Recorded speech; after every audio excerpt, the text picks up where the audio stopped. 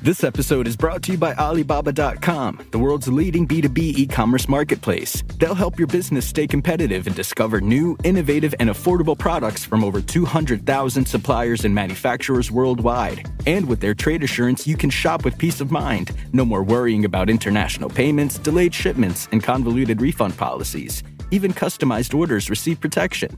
The world of business is waiting for you. Visit Alibaba.com. This episode is brought to you by Huel. Between hitting work deadlines and exercising, eating healthy food feels difficult. Thankfully, Huel Black Edition has your back. Each 400-calorie meal contains a scientifically calibrated mix of 40 grams of premium plant protein, carbs, fats, fiber, and 27 essential vitamins and minerals. It comes in 9 flavors and costs $2.50 per meal. All you have to do is shake. To get a free t-shirt and shaker and free delivery, go to Huel.com/US. This is Optimal Finance Daily, episode 2336. What are balance transfers? By Jackie Beck of JackieBeck.com. And I'm your host and personal finance enthusiast, Diana Merriam. Welcome back to Optimal Finance Daily, where each and every day I narrate articles from some of the world's best finance blogs. So with that, let's get right to today's post as we optimize your life. What are balance transfers? By Jackie Beck of JackieBeck.com. Balance transfers are a type of offer from credit card companies, banks, or credit unions. They let you move debt from one account to another. Usually, balance transfers are used to move high-interest credit card debt to a new low-interest credit card. But they can also be used to move other types of loans and debt to a credit card. They also can be a way to consolidate multiple debts without taking out a debt consolidation loan. The idea behind balance transfers. The idea behind doing a balance transfer is to reduce the interest rate you're paying on credit card debt. That way, you can pay it off faster or easier. In that sense, they can offer some relief from expensive debt. People normally try to get 0% balance transfer offers. That way, their whole monthly payment goes towards reducing debt instead of a big chunk of it going to pay interest. For example, if your current credit card charges 16% interest and you have a $5,000 balance, transferring that to a 0% card would save you a bundle, if everything goes well. But there are some downsides too, especially if you don't repay the full balance before the intro period ends. Make sure to understand the pros and cons of balance transfers before applying for one. What to look for in a balance transfer card. Lately, 0% balance transfers are getting harder to find, but if you're looking to do one, you should still consider good balance transfer cards that offer 0% or low interest rates, have a long introductory period where you get the lower interest rates, have low balance transfer fees, you're likely to be approved based on your credit scores, and you don't have a penalty APR. Make sure that the card you choose has terms and rates that are good enough to offset what it will cost in fees. How to do a balance transfer. You can do this by transferring the amount you owe from one credit card to a low or no interest credit card. The steps to do a balance transfer are: Number 1, get an idea of your credit score so you know if you're likely to qualify. You usually need good or excellent credit. Number 2, research to find the best balance transfer offers. Number 3, make sure you understand the terms and fees involved and that you avoid deceptive offers. Number 4, apply for the offer you want. Number 5, if you're approved, start the balance transfer within the required time frame.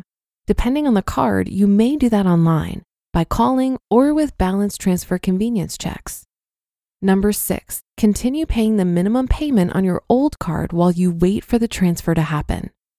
Number 7, once it goes through, be sure to make timely payments to the new card. And number 8, to avoid new debt, stop using the old card and do not use the new one for anything else. Finally, if your goal is to get out of debt, use the debt snowball method. Common questions related to balance transfers. This article explains what a balance transfer is and how to do one, but people sometimes have related questions too. What happens to your old credit card's balance? You may be wondering what happens to your old card when you transfer the balance. The short answer is usually nothing. Your old card will remain open until you or the credit card company closes it. It'll just no longer have a balance on it once the transfer goes through, assuming you transfer the whole amount. Again, though, you'll still need to make your minimum payment on the old card until the balance transfers to the new one.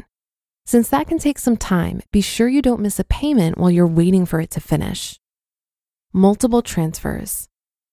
Sometimes people want to do multiple balance transfers, which could mean one of two things. In one case, maybe the intro period is up and you want to avoid the new higher interest rate. You can look for another offer and repeat the process. Just be aware that it affects your credit each time you apply for a credit card or other loan. It's best to pay them off before the intro period expires if possible. In another case, you may want to transfer more than one debt to a single new card. Whether that's possible depends on the card you've chosen. So if that's your goal, make sure to choose a card that allows it. You'll usually have to complete all of the transfers within a set time period. The bottom line. The bottom line is that balance transfers are a way to move debt around from one account to another. They can be used as part of a larger debt reduction strategy, but shouldn't be the only tool you use. Be sure to avoid the pitfalls that come with them as well.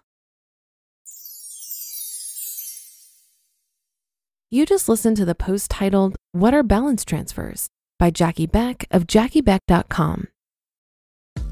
This episode is brought to you by Alibaba.com, the world's leading B2B e-commerce marketplace. They'll help your business stay competitive and discover new, innovative, and affordable products from over 200,000 suppliers and manufacturers worldwide. And with their trade assurance, you can shop with peace of mind. No more worrying about international payments, delayed shipments, and convoluted refund policies. Even customized orders receive protection.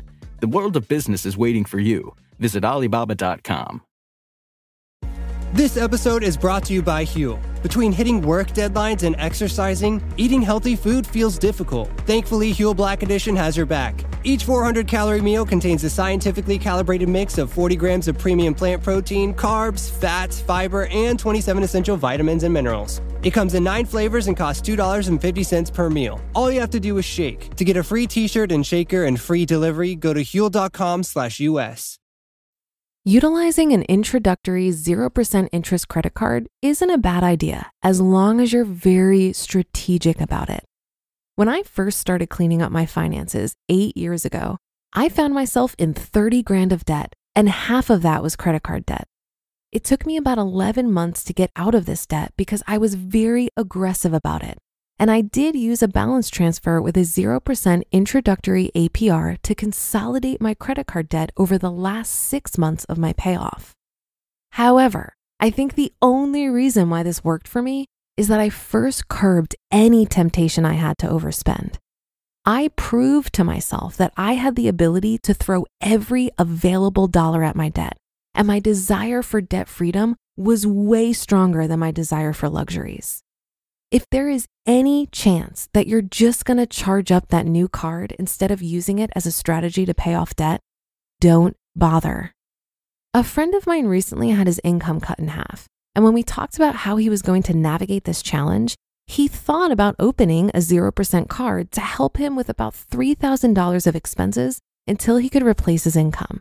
He was confident that he could pay it back before the rate shot up to 17%. But I reminded him that he has a very healthy emergency fund, and this situation is exactly what the emergency fund is for. $3,000 in either case, whether he put it on the card or pulled from his savings, was not that much money in the grand scheme of his specific financial situation.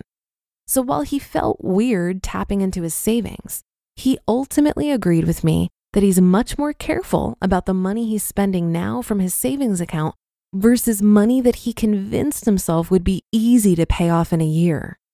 In general, playing with credit cards isn't a great idea unless you're 100% sure you can pay the balance in full every month. And that should do it for today. Thank you for being a subscriber or follower of the show and sharing it with others. It really goes a long way to keep this podcast going. Have a great rest of your day, and I'll see you tomorrow where your optimal life awaits.